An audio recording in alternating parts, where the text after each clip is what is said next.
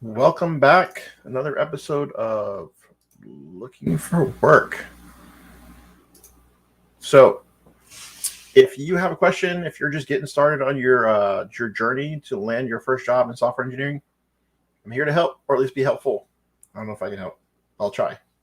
So, I basically have a few leftover questions that I have not had a chance to address in the last couple sessions. I do this every week, so every Tuesday I answer questions and, like I said, just try and use a lot of what I've seen work for people in the past to try and help people out that are a little early on in your career and looking for that first opportunity for you to join an engineering team. So, um, this isn't going to work for everybody, and my advice is not the only advice, hopefully, that you're listening to, but you're getting some other help. But I've been able to help lots of folks so far, so I'm hoping I can help more folks today.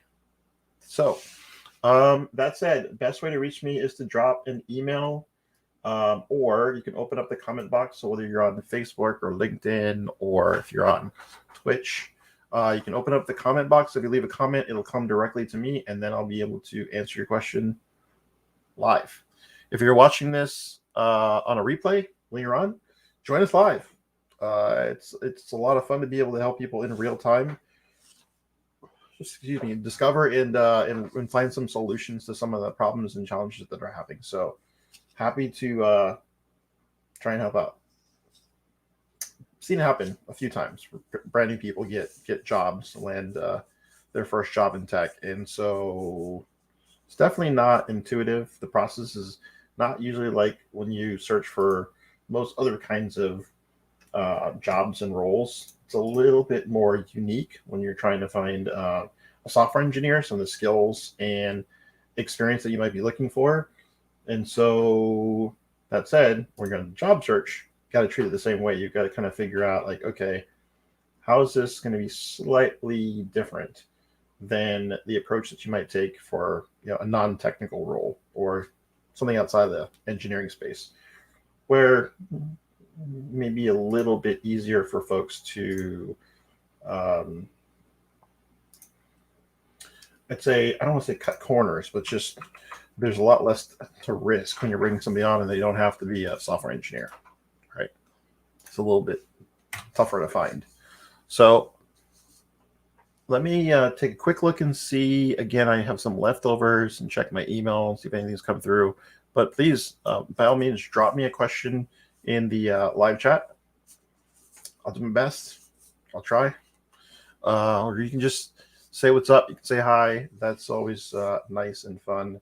Looks like we got a couple people that are watching on Twitch. So, like that, we're starting to get our Twitch numbers up. In addition, there's always a pretty good number of people that are following us on LinkedIn. So please give me a shout out, ask a question. Makes this process makes me feel like I'm at least doing something. The ones we had left over, the first question left over from last time, I think I got through whiteboarding. I think I covered the over 41. I didn't mark it, so I'm not sure. But I can cover it again. So the question is, I'm over 40. I've been looking for a really long time. Looks like no one is willing to give me a chance. What advice do you have for people that are career changers? I'd say to mentally kind of block out the fear that you might have about whether or not someone's going to interview or not interview you because of your age. In fact, there could be like a returnship opportunity. So you get opportunity to, because you've been out of the workforce for a while, in many cases, um, get sort of a special program that's designed to sort of take that into consideration and provide you an opportunity to rejoin the workforce. And so those returnship opportunities could be opportunities that are significant benefit. The other could be, in addition to like the normal fear and anxiety, if you look at like the risk and the things that are actually barriers working against you, age is not the highest one. The highest one is a lack of senior experience, right? Lack of being a senior developer.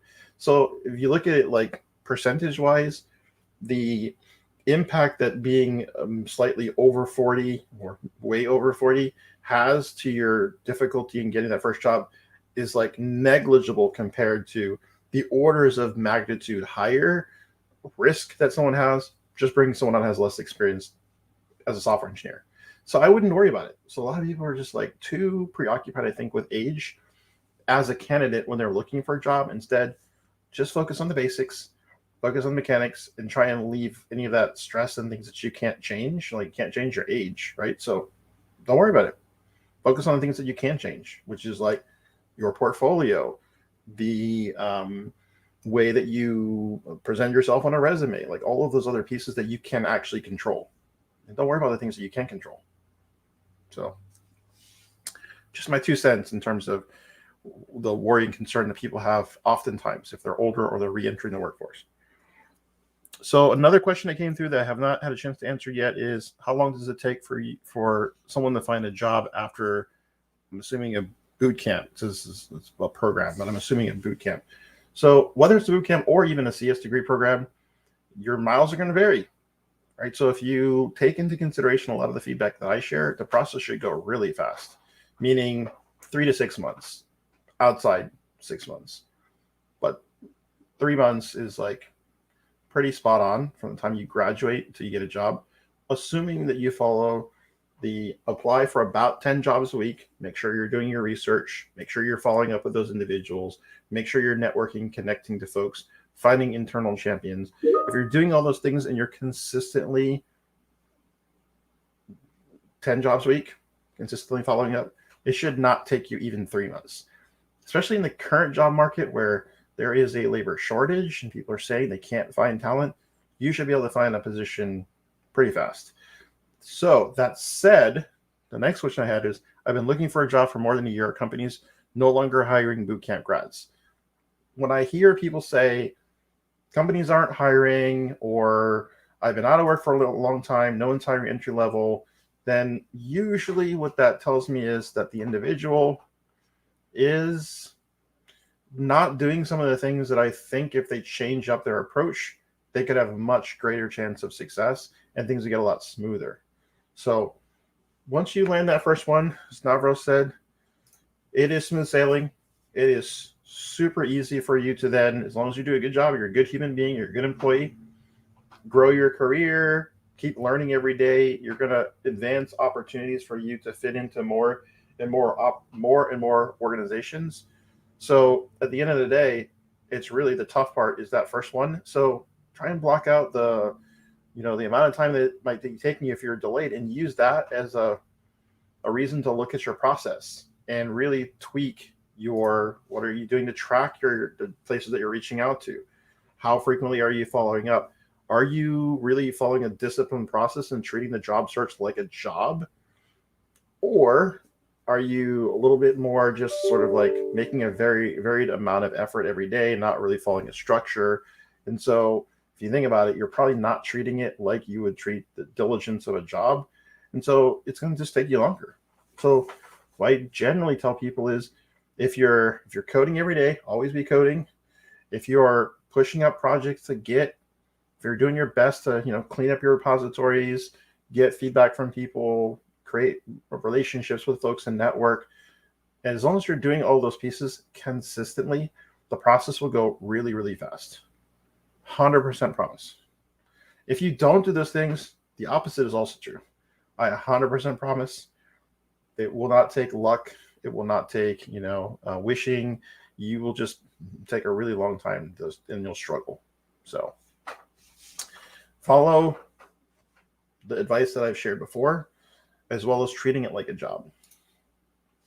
So Hector, good to see you, Hector. Was considering taking a class in data structures and algorithms. Do you think would help getting employed, or should you just look at an associate's degree in computer science? Depends on what your goal is. So help getting employed in the industry. So if you're still struggling to find a job, then again, I think it's more process related than it is about data structures and algorithms or a computer science degree.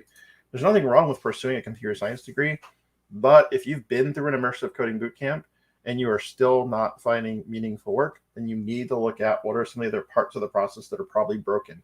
So the first thing I would say is Okay, what does your job board look like? What does that spreadsheet look like that's tracking the opportunities that you're working through?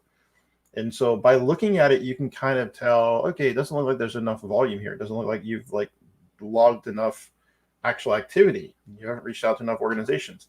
So then I might say, well, it doesn't seem like you're reaching out to enough organizations each week or on a regular basis. So probably want to pick that number up, get it to about 10, really well researched, good reach outs, good solid application, reaching out to somebody inside the organization, trying to follow up.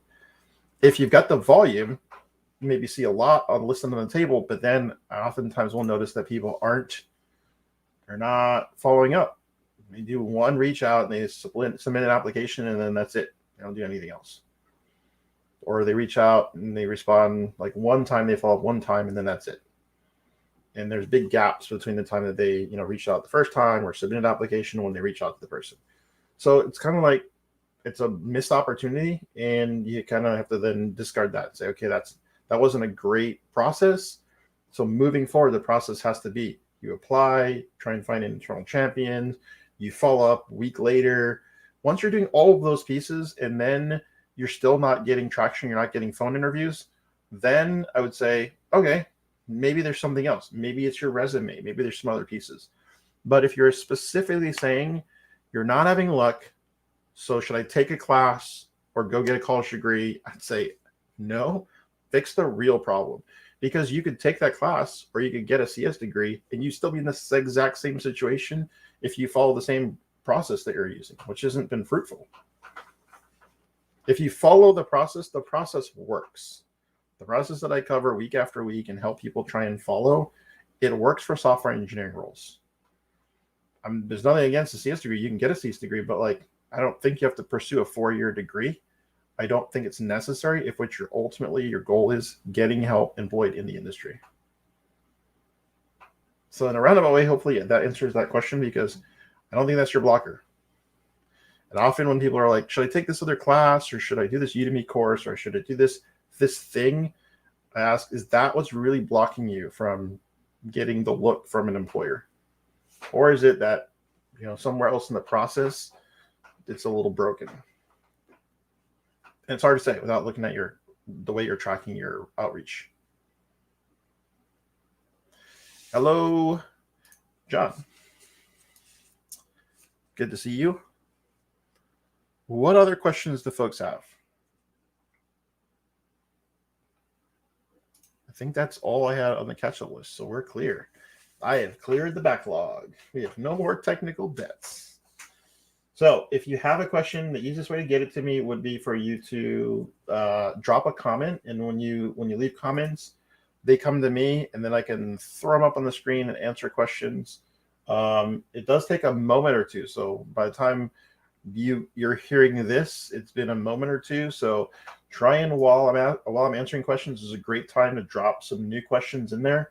That way we kind of keep it on a roll.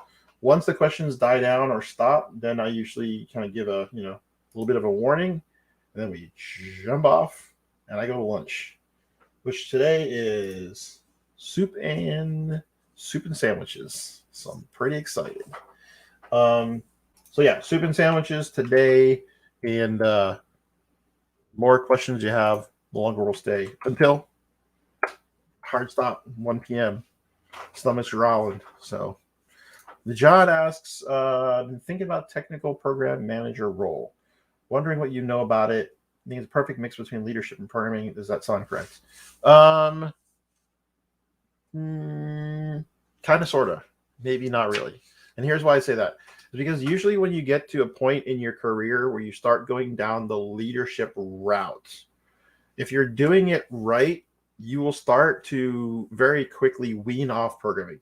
So usually you'll start with like a team lead type role. Then you'll move from team lead to something that might be akin to engineering manager. Then it might, kind of move up within the organization, right? And they'll have different levels of leadership. But the goal is really to move from individual contributor to being able to help the team do more with your resources. And so I would say if you want to go down that path, just keep in mind that as you start thinking about becoming a more technical manager, that you will do less programming. So if that's a part of the job that you really enjoy, then you want to be transparent about that as you start going down this path. And it may mean that within the right size organizations, you can keep your hands on the keyboard a little bit. You can be doing some of that technical stuff. Now, if you're okay giving that up and you're like, oh, I'm fine, like being close to code, but I don't really feel an urge to code every day, sure. So I just want to like make sure that when you say leadership and programming and a perfect mix between the two, I wouldn't say it's a forever mix. I'd say it's a mix where you're going to wean off programming, right? And so, sure, there'll be some leadership positions that are going to say they always want to have engineering managers that are hands-on the keyboard. So all that's good, but like really, it's not super effective for engineering managers to be spending a lot of their time reading code or writing code. Maybe performing code reviews might be helpful to help people grow and get better, but I don't know that's the greatest use of resources if that's how an organization is, and if their engineering managers are spending a lot of time writing code. Well, reading code first and then writing code, fixing things. So, but yeah, I think from the perspective of leadership pathway, that's kind of the direction that you kind of branch off at, and you either start going down the route to become more of like a principal or architect, or you go down this leadership route, which would terminate it like CTO or CIO, right? So hopefully that helps, John. I'm not sure if that answers your question. I do believe that it's a good way you get to that mid-level management to really start to kind of have lots of opportunity to make a big impact on the engineering team. Absolutely. And on the product development, all that stuff. Hector says, okay, make sure to follow the process, please. It will definitely help. And then Brianna asks, summarize the process.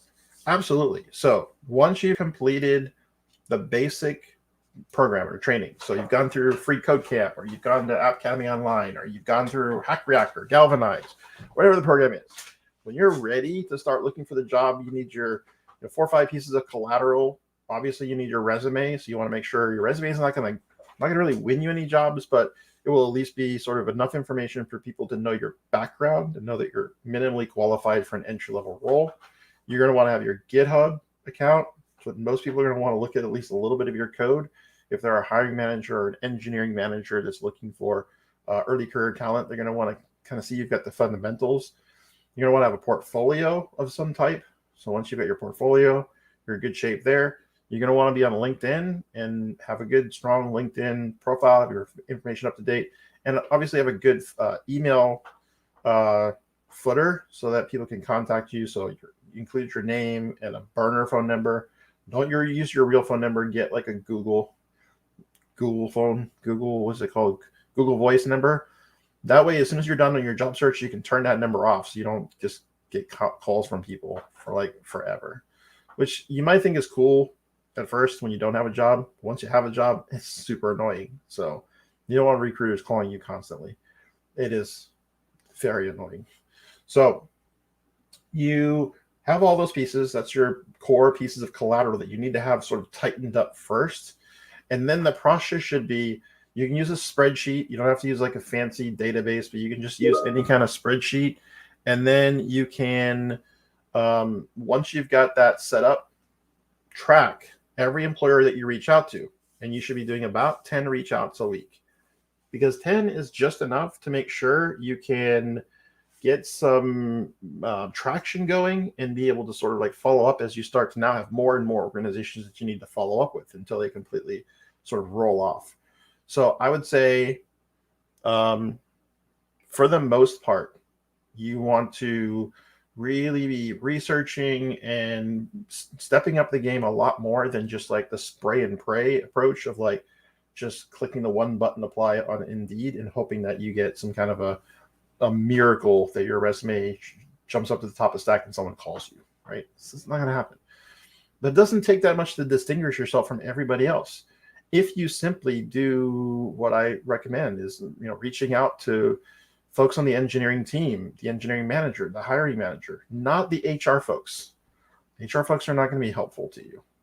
In fact, they're going to be more than likely the source of like blocking you and not allowing you to kind of make progress in the process. So really try and connect with real developers on the engineering team and that see if you can create a networking effect where they know of you, they think that you're, a capable entry level engineer, and would be willing to be internal champions as you start to try and get through the rest of the uh, application process. Right? You want people that are like want you to be successful, want you to win, and think that you could be a good fit in the organization. They don't necessarily have to be the decision maker, but you want them to be influencers in the decision making process.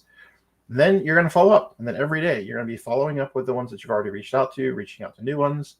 You should spend a good portion of your time, like 50% of your time, coding every day, and that could be split maybe in half. Half of that time spent learning new things, and half of that time spent working on passion projects and things that you already have some base level of knowledge. And then the rest of your time is going to be doing the job search and outreach and follow up. So kind of roughly in quarters, with job outreach, and the second one will be follow up, and then a quarter of your time learning something new and a quarter of your time working on your portfolio. If you every day have the discipline and you break your schedule up and you actually treat it like a job, the process goes way faster. Way faster. Everybody that I've seen go through a program that I've been a part of that gets a job quickly nails that whole process. I say, hey, put together your resume. I'll review your resume. The first people to get the resumes to me, and then when I give them feedback, they get another resume back to me right away. It's like, okay, this person's going to be fine. The person that doesn't, that I have to nag 3 or 4 times, hey, can you send me your resume so I can review it? I know they're going to struggle. So that shows you how you distinguish yourself from everybody else. If someone offers to review your resume, get your resume to them, right? Because like you've eliminated 80% of the rest of your peers because you're like in the 20% that's actually getting your resume reviewed by somebody. When you reach out to somebody, again, you're going to eliminate 80% of your competitors by just following up. Just a simple follow-up. If you get to a phone interview and you're getting phone interviews, but you're not getting on-site interviews, fix what you're saying during the phone interviews and send them a handwritten thank you note for the phone interview. And you're looking forward to, having a conversation with someone else in the organization. Handwritten note eliminates like 90% of the rest of the people. Can't tell you the last time I got a handwritten note from somebody. So it doesn't take much to distinguish yourself, honestly. So when people don't, I'm like, okay, what have you been doing? Like, what's going on over there? John, am I still seeing a lot of entry-level positions that are fully remote? Sure. Yeah. So I keep tabs on it regularly because we reach out to organizations. We say, hey, you're looking for candidates. Would you be open to an apprentice? So it's just part of the way that we try and interact and find new folks that we can help, new businesses that we can help. And so every day I'm seeing folks listed like entry-level positions, software engineers. So there's no shortage right now. If anything, there's additional pressure on organizations because they're not able to find senior engineers to fill roles. So that usually means that they will then take a look at mid-level engineers, and they may be able to now say, okay, normally we'd only hire senior, but now we'll take a mid-level. Or maybe we'll move one of our mids up to senior, and now we can bring in a junior to cover that role. So it's sort of like the trickle up effect of, well, we'll move people internally, put them into the senior role since we can't find outside senior engineers, and we'll bring somebody junior in for some of the, just getting familiar with the business, getting started, bug fixing. Maybe they bring someone in on QA and say, let's give somebody a shot to learn the code base. And then once we get them in here, we can tell that they're taking a few tickets and actually trying to solve a few of the bugs. Great way for you to, prove that you can handle some more tickets in the next sprint. So yes, is the short answer to that question. It's no better time to be out looking for a job right now than right now.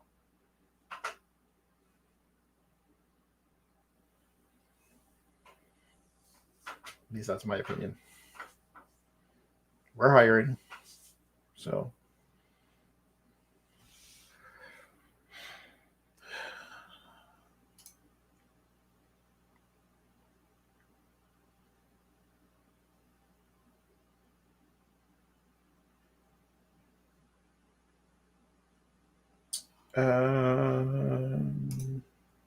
So John asks, do I think a QA role is a good role for beginners?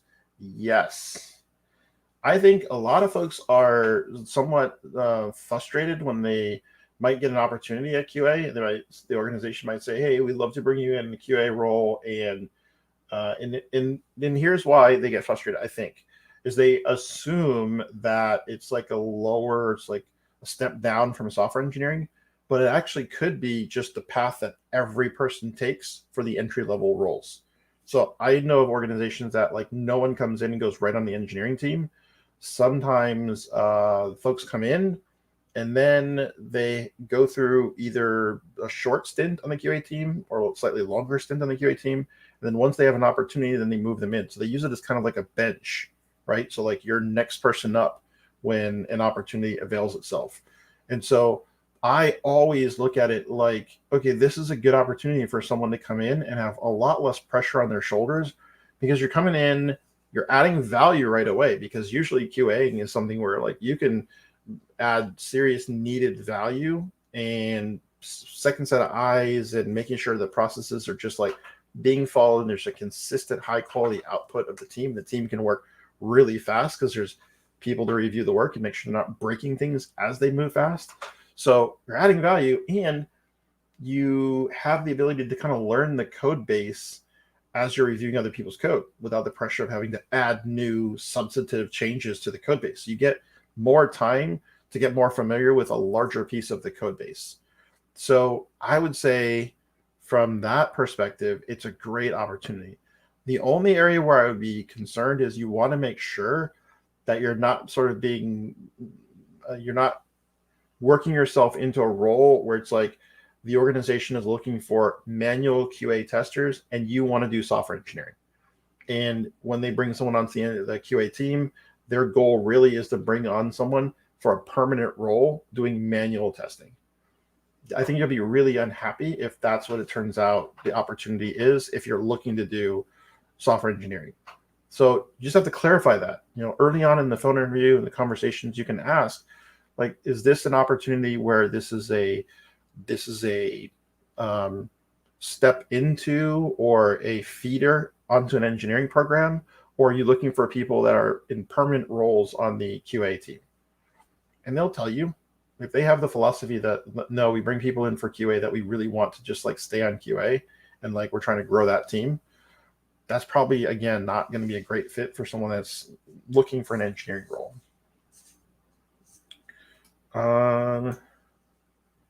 So that would be the exception where I'd say it's probably not a good fit. How about a live resume review? If nobody else asks questions, I'll keep firing. Yeah, if somebody has a resume, I have no problem giving you feedback. So if anybody wants to share a resume, I'm more than happy to, if you're brave enough, give you some, I think, helpful feedback because all feedback is good feedback. If it helps you get closer to your job.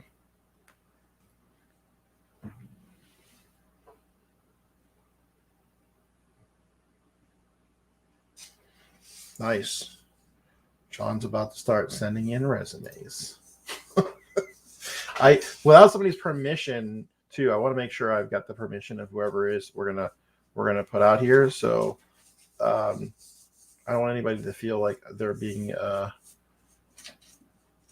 spotlighted without best way to submit. You can email it to me. So my email is now on the screen. So if you email me a resume, I can pull it up and we can take a look at it real quick.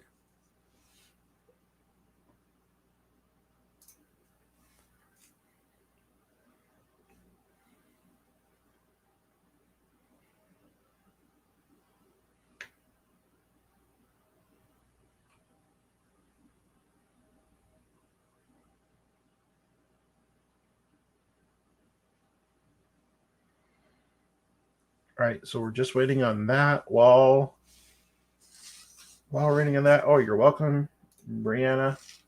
Anything I can do to be helpful to somebody that's looking for that first shot, I'm more than happy to do. This is the least I can do is just carve out a little time to be helpful. I'm going to stand up a website too. I don't want to get people too excited, but I am going to stand up a website to try and get more of this information in a better digestible format. Although I love the live because people can just like jump on and ask questions and get real-time feedback. But we're working on putting something together that's more permanent and an easier way for people to find this, because it's kind of weird how I got to put a new post up every week for LinkedIn. So LinkedIn, we got to fix that. Got to create a way for us to have like a recurring event that can just be like placed somewhere. It's kind of weird.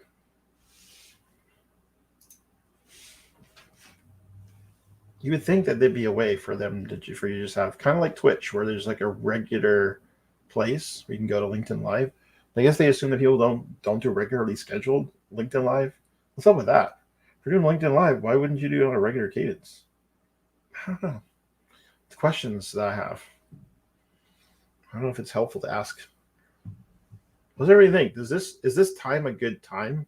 Is there anybody that like thinks this should be at a different time? It's a little late on the East Coast. I know that.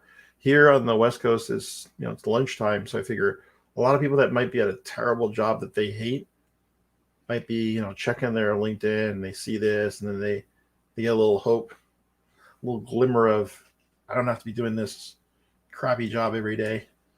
And then hopefully that's enough to encourage them to just double down on their efforts and finish it off. Finish that free code camp.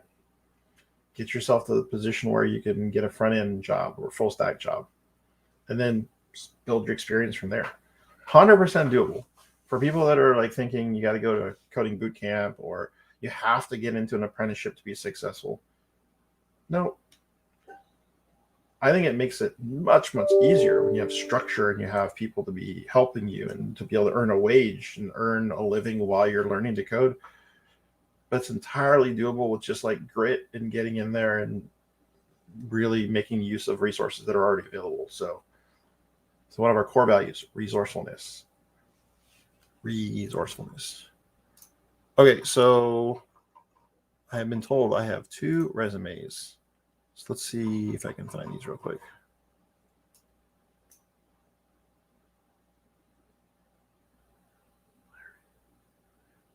I'm not seeing anything yet. Let me check my junk.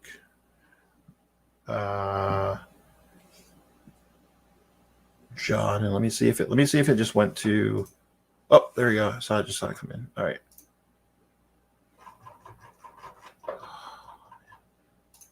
There we go.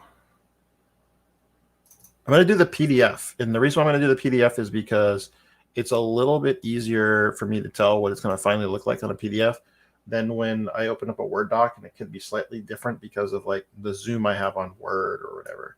So let me also move around stuff on my desktop.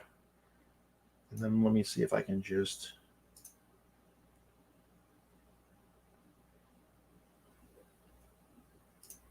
Okay, so I'm going to share a screen.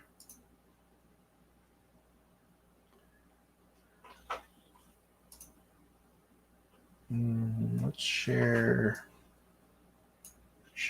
this screen here. All right, and then a resume. Here's John's resume. Nice. All right.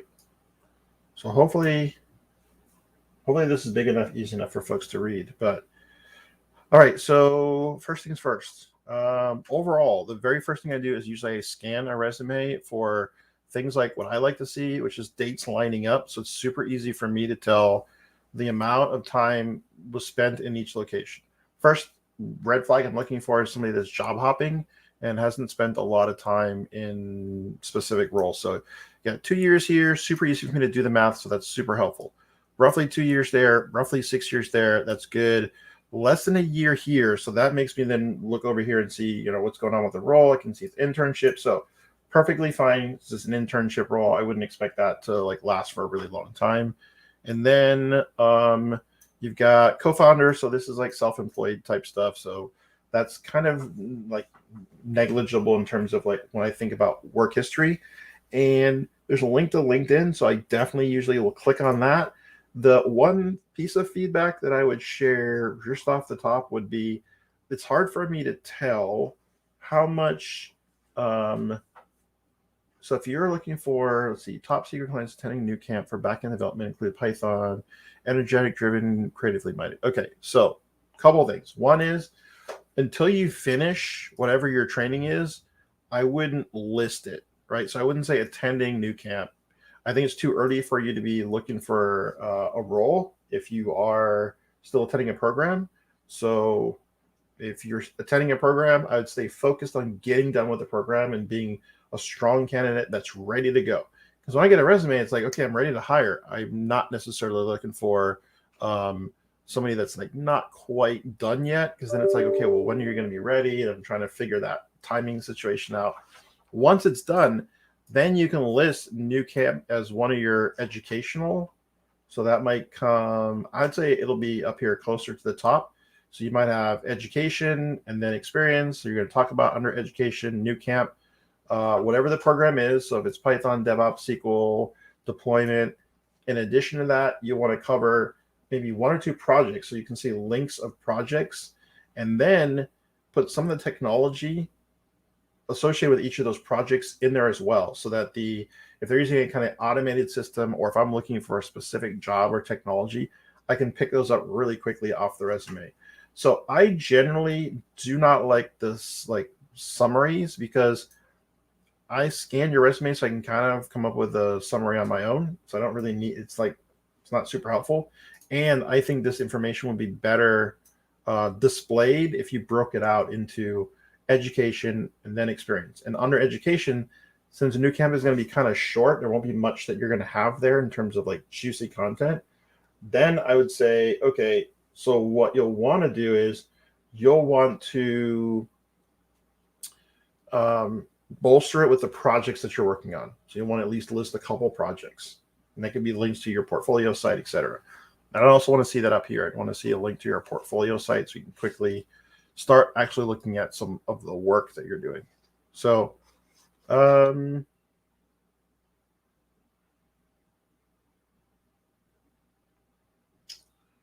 so I'm not sure if this is an error, but you've got home buyer. Oh, so you actually purchased houses on behalf of investors, is what it sounds like. Placed offers on, okay. And then Coast Guard, so that's good. So you get some military service. That's going to be solid.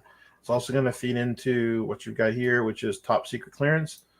Ex-military is going to mean, or former military is going to mean that you most likely going to be able to qualify for those top secret clearances. So they'll open up a whole market of government contractors that you'll probably be a really good potential fit for. Marketing intern. Yeah, I like that. Short, punchy. That's all fine. For an early career developer, I just want to kind of see like what are some maybe relevant things that you've worked on in the past. So maybe you're looking for jobs in the startup ecosystem around real estate, right? Or fintech, or something that leverages your prior experience in the Coast Guard. And those will be maybe good slam dunk fits. So overall, not bad.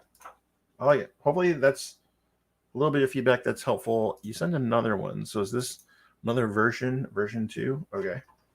So, is this page 2? Whoa. Is this page 2? No, this is page 1.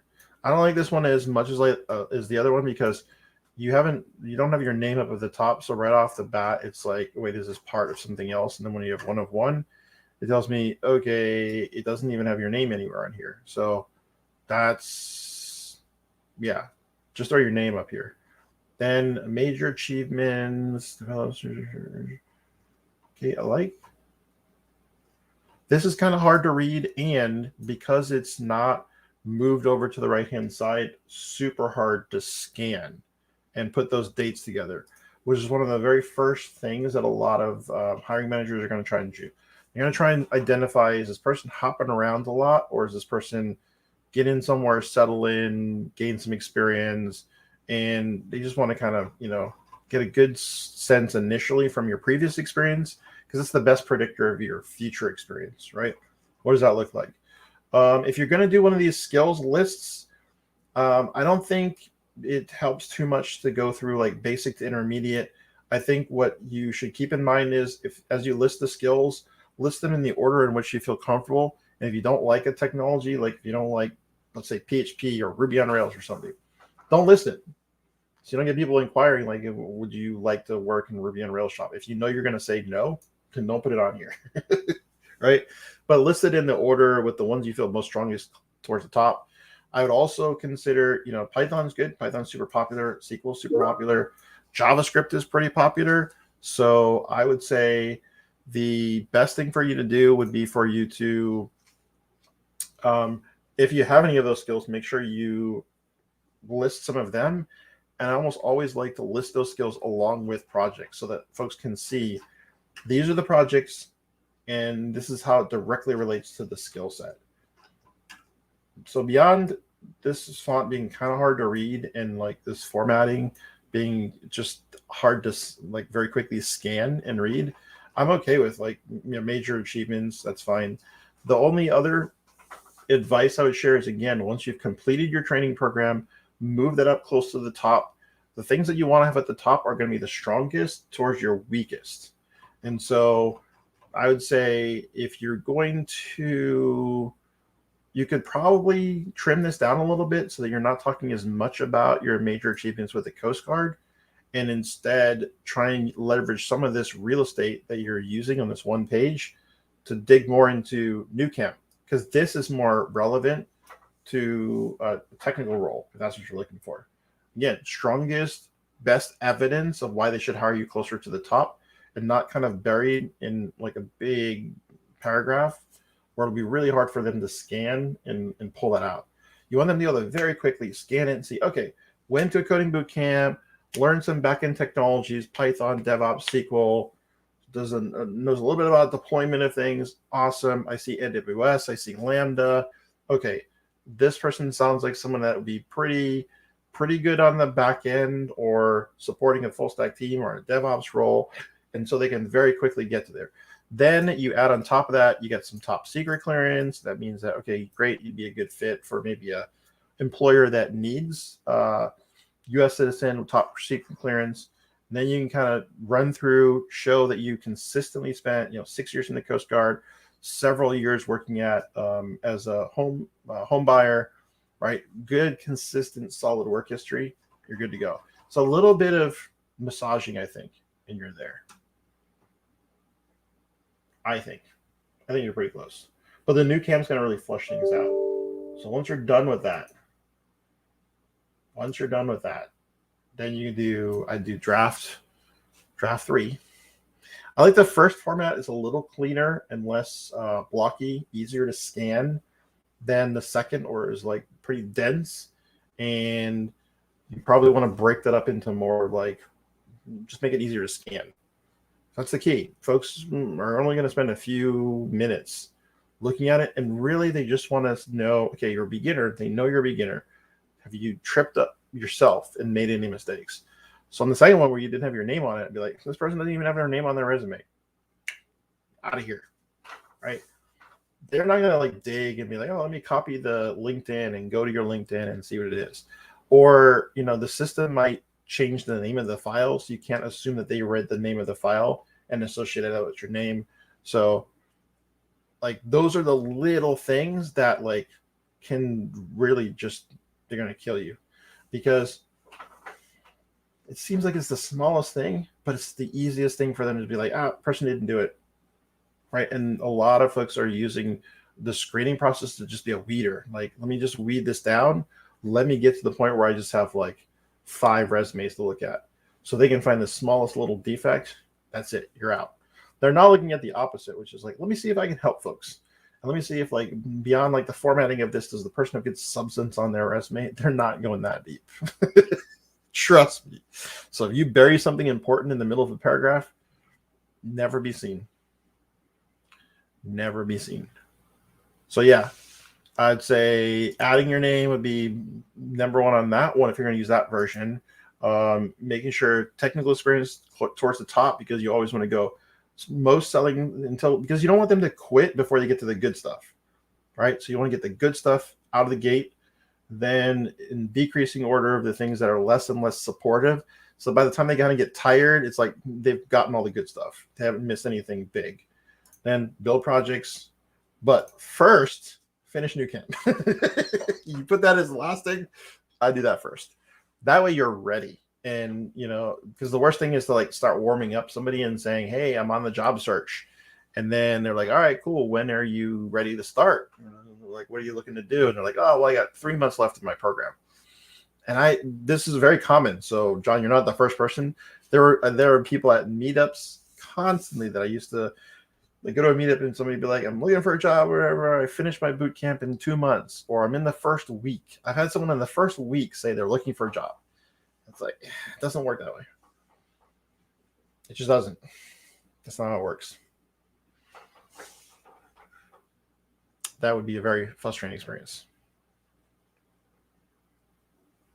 But that said, if there are no other questions, we'll end a little early. If there are more questions, feel free to drop some questions in here.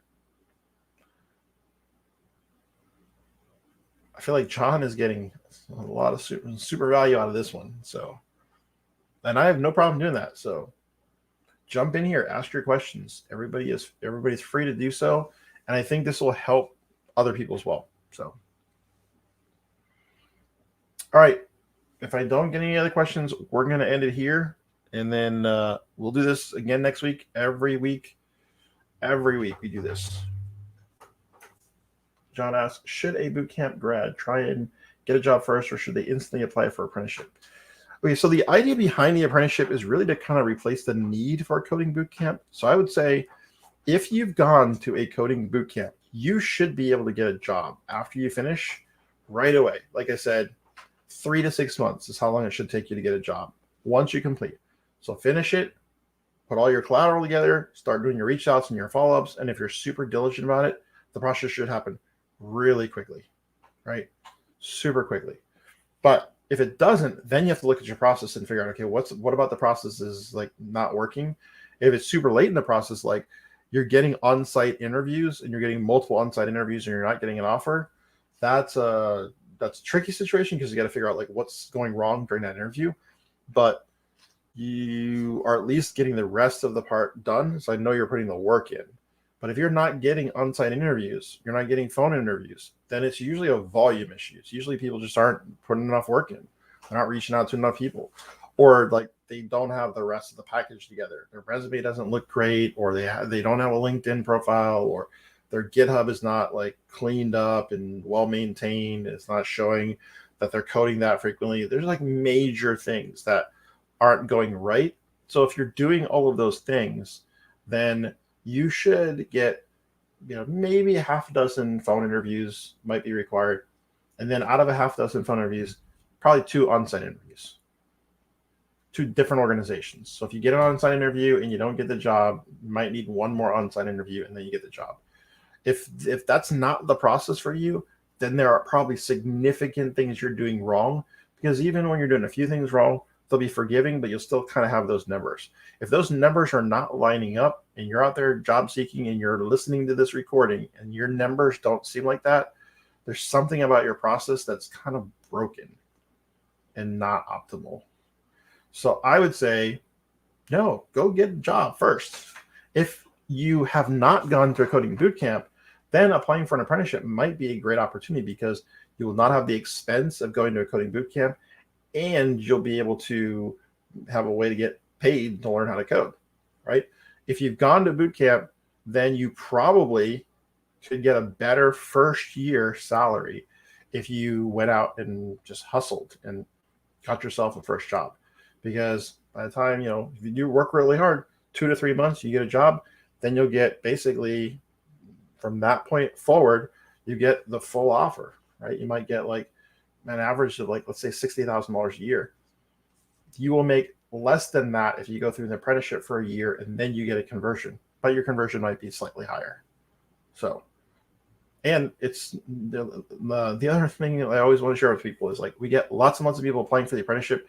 We don't have lots and lots of roles. So even a really large organization, like let's say like a Lyft, I think Lyft has an annual like 8 people per year.